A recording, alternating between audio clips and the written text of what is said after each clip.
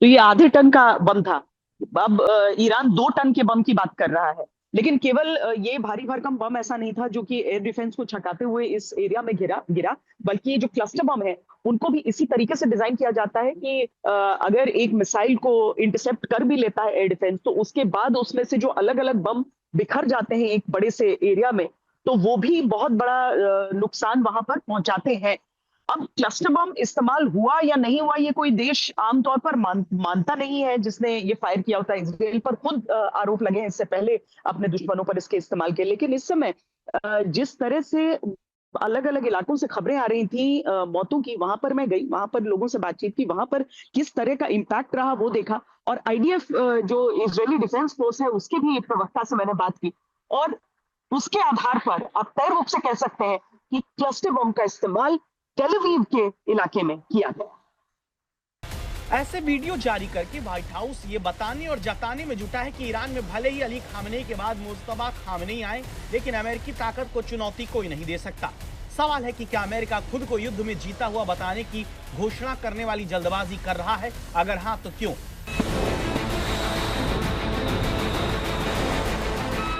America Iran पर हमले करके ये तो बताता है कि वो युद्ध जीतने वाला है, लेकिन अमेरिका ये नहीं बताता कि ईरान की मिसाइलों को रोकने में इजराइल का सुरक्षा चक्र फेल हो रहा है। ईरान की तरफ से मिसाइल के साथ क्लस्टर बम तक से लगातार इजराइल पर वार हो रहा है। इजराइल में तेल अवीव में जहां धमाका ईरान के क्लस्टर बम वाले हमले से होता है, वहीं से आज तक संवाददाता श्वेता सिंह वॉर जोन के बीच से रिपोर्ट कर रही हैं। इज़राइल में हम उस जगह पर मौजूद हैं जहां पर अब से कुछ देर पहले एक धमाका हुआ, एक व्यक्ति की जान यहां पर चली गई, जिसे बताया गया कि 11वां व्यक्ति यहां पर उसकी जान गई है। आप नीचे पूरा वो हिस्सा देख सकते हैं, रोड उस तरीके से उखड़ा हुआ है जैसे किसी बम के गिरने के बाद उसके धमाके से होगा।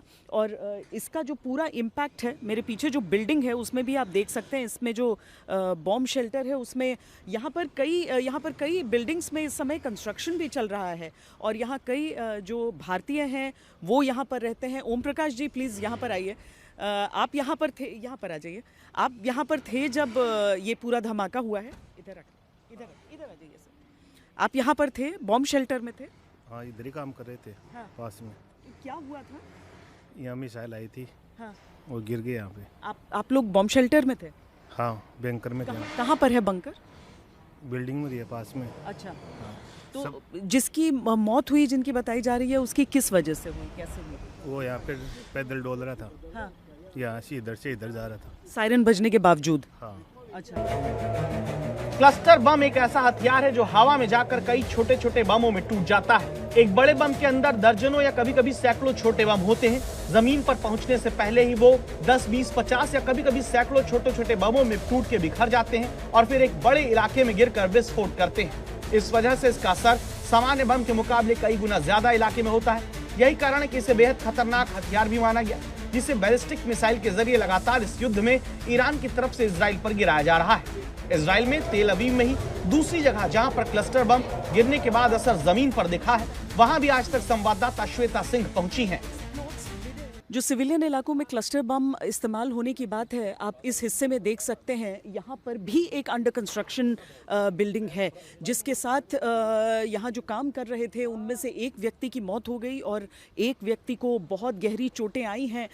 यहाँ पर अभी भी उसकी जो पूरी जानकारी है वो इकट्ठा की जा रही है, उसके बारे में सारे सबूत जो हैं वो इकट्ठा किए जा रहे हैं, ताकि निर्धारित तौर पर, हालांकि अभी जो जानकारी दी गई है उसके अनुसार हम कह सकते हैं कि यहाँ पर क्लस्टर बम का इस्तेमाल हुआ है। यहाँ आप देखिए, अभी भी जो शीशे हैं वो साफ़ किए जा रहे हैं, क्योंकि यहाँ जितनी भी गाड़ियाँ खड़ी हुई थी सबके जो कांच है वो टूटकर और सड़क पर बिखर गया था। And what happened here, we have an impact here of a submunition of a cluster, a missile that contain a cluster. Okay. It's a missile that contain a cluster, and in this cluster they have submunitions between 18 till 24 submunitions, and one of them impact here. Okay. And we have here one people died, one of the people working in this kind of construction, and the other one is severely injured. यहाँ पर अभी जिस चीज़ को लेकर सबसे ज़्यादा चर्चा हो रही है वो ये कि एक सिविलियन इलाका, एक आम नागरिक जहाँ पर रहते हैं वो इलाका है, वहाँ पर इस तरह के क्लस्टर बम से हमला किस तरीके से अंतर्राष्ट्रीय कानून का उल्लंघन है। युद्ध के समय भी इस तरह के इस्तेमाल पर पाबंदी है। श्वेता सिंह, टेल अवीव, आज तक। इस युद्ध की जब शुरुआत हुई थी उस समय एस्केलेशन की बात होती थी, तो कहा जाता था कि जब स्ट्रेट ऑफ हॉर्मुज को लेकर पूरा मामला आएगा वहां से ये युद्ध पलटेगा। अब देखिए 12 दिन बाद स्ट्रेट ऑफ हॉर्मुज तक पूरी लड़ाई आ गई है, क्योंकि ईरान कहता है शांति या तो सबके लिए है या किसी के लिए नहीं है, और अगर ये आक्रमण उस पर बंद नहीं हुए तो वो थोड़ा सा भी तेल वहां से निकलने नहीं देगा। दावे अमेरिका की तरफ से भी हुए, लेकिन हॉर्मुज से पार निकल पाना दुनिया के किसी भी ऑयल टैंकर के लिए आसान काम नहीं हो रहा। 12 दिन की जंग में अमेरिका ने $1 अरब फूंक डाले।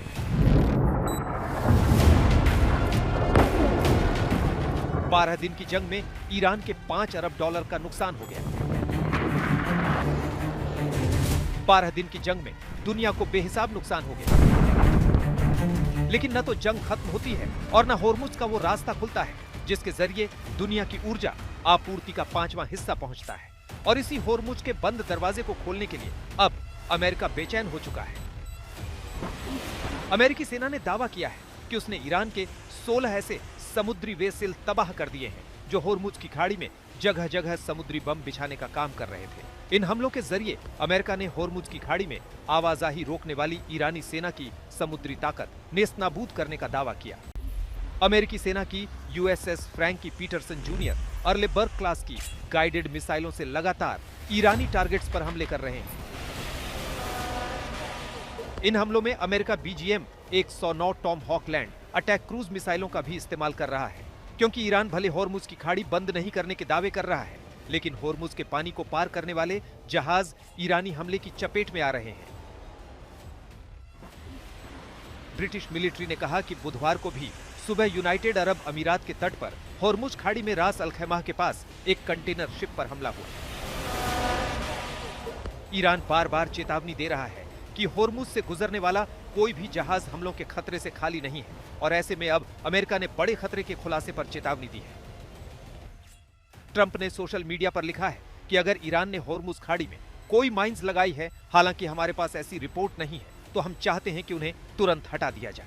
अगर किसी भी वजह से माइंस लगाई गई थी और उन्हें तुरंत नहीं हटाया जाए, वरना ईरान के लिए मिलिट्री नतीजे पहले कभी नहीं देखे गए लेवल के होंगे। और अमेरिका का ये अलग लेवल कुछ ऐसा दिखा है कि सेंटकॉम की जारी तस्वीरों के मुताबिक हर छोटी बड़ी नाव, मछली पकड़ने वाली नाव जैसे दिखने वाले वे सेल्स तमाम शिप्स को माइन बिछाने वाली शिप कहकर अमेरिकी सेना ने तबाह कर डाला है। आज तक ब्यूरो।